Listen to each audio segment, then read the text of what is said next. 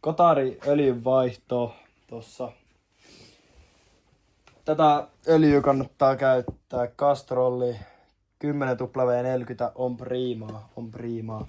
Sitten kannattaa vaihtaa öljyt semmosen tuolla liikenneajoissa semmosen sanotaanko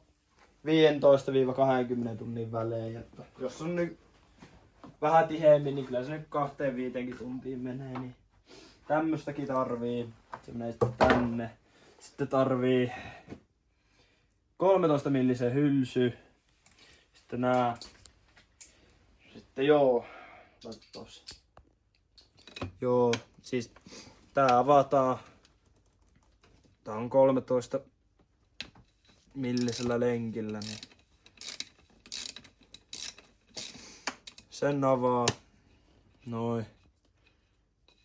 Se on nyt auki. Sitten kun se on auki, antaa se nyt olla noin.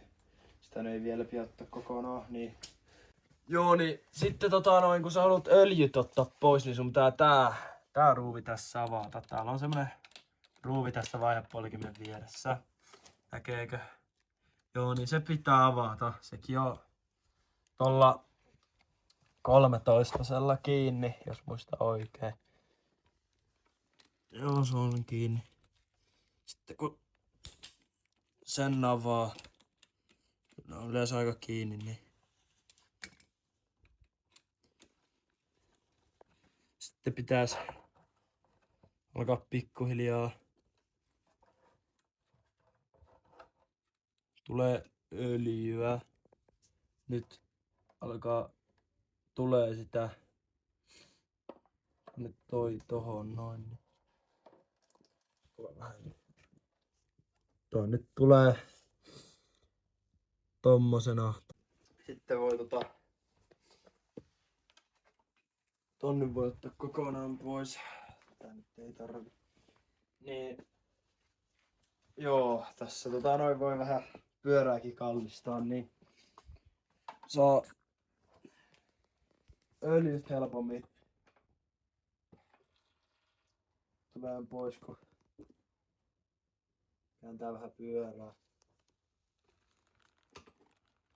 Tässä päällä on ehkä vähän. Sitä ei oikein näe, mutta näissä voi olla vähän. Tää on semmonen magneettinen. Niin itellä nyt ei oikeastaan paljon pikkuista glitteriä on. Ei oikeastaan sitäkään.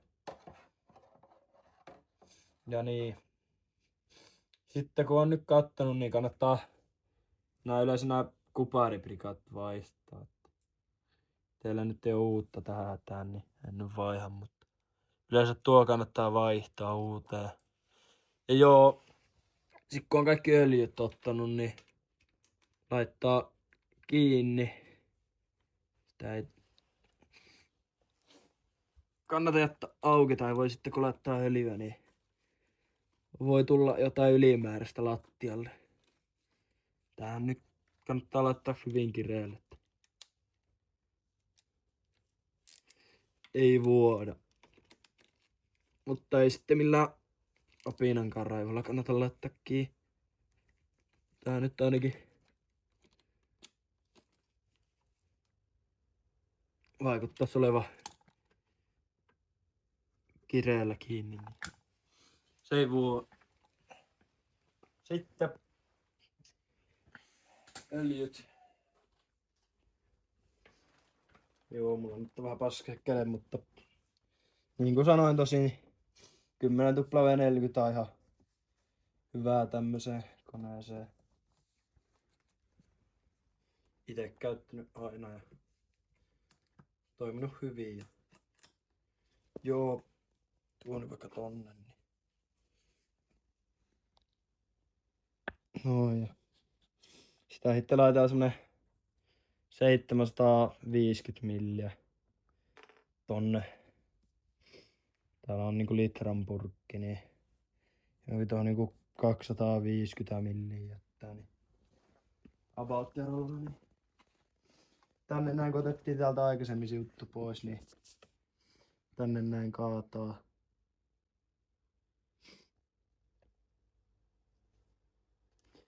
Tää saa ihan reippaasti painaa.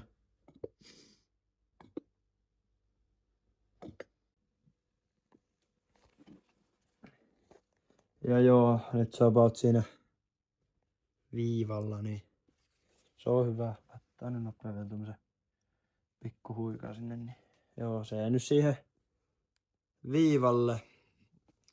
Nyt siellä on niinku sen verran öljyä, mitä siinä kuuluu laittaa. Ja sitten korkki kiinni vaan tää on nyt tämmönen tuuningpultti, niin siihen niin reikään laittaa se.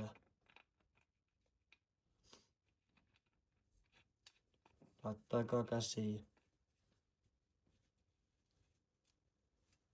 No ja sitten vielä kiristää, mutta ei kannata ihan älyttömästi kiristää. Nyt se on silleen niinku aika lailla. Ja joo, ei kai siinä muuta. Se on aika lailla öljynvaihto tehty. Joo. Kyllä